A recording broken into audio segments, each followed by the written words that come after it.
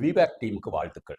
ராயப்பேட்டால இன்னைக்கு ஒரு விபேக் பேஷண்ட் ரொம்ப நாளாவே அட்மிஷன் ஆயிருந்தாங்க. 30 கிலோமீட்டர்ல இருந்து ஆஸ்பத்திரியில இருக்கனால ஒரு 6 நாள் 7 நாள் பொறுமையா இருந்தாங்க. கர்ப்பப்பை வாய் திறந்திருக்கான்னு பார்த்தா இன்னும் திறக்கல அப்படின்ட்டு வெயிட் பண்ணோம். அவங்க டியூ டேட் அன்னைக்கு என்ன சார் இன்னும் 1 நாள் 2 நாள் வெயிட் பண்ணணுமா என்னன்னு கேட்டாங்க. ஆமாங்க மேம் இன்னும் 2 நாள் வெயிட் பண்ணுங்கன்னு.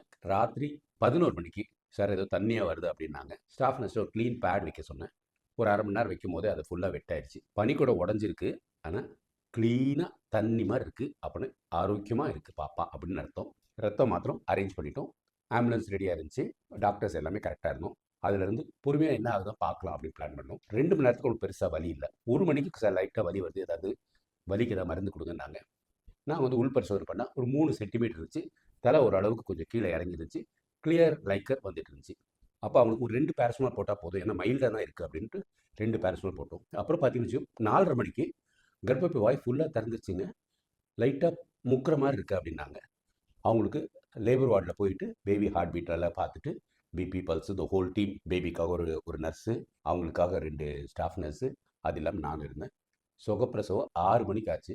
அவங்களுக்கும் ரொம்ப ஹாப்பி, எங்களுக்கும் ரொம்ப ஹாப்பி. விபேக் இந்த மாதிரி ரொம்ப ஈஸியாக கூட இருக்கும். அதனால் ஒரு ட்ரையல் கொடுக்கறது எப்பயுமே நல்லது. So VBAC can be really really simple in many patients. So let's all give a chance to previous caesarean VBAC நம்ம ட்ரை பண்ணுறது நல்லது. இது WCF ராயப்பேட்டால இன்னைக்கு நடந்தது.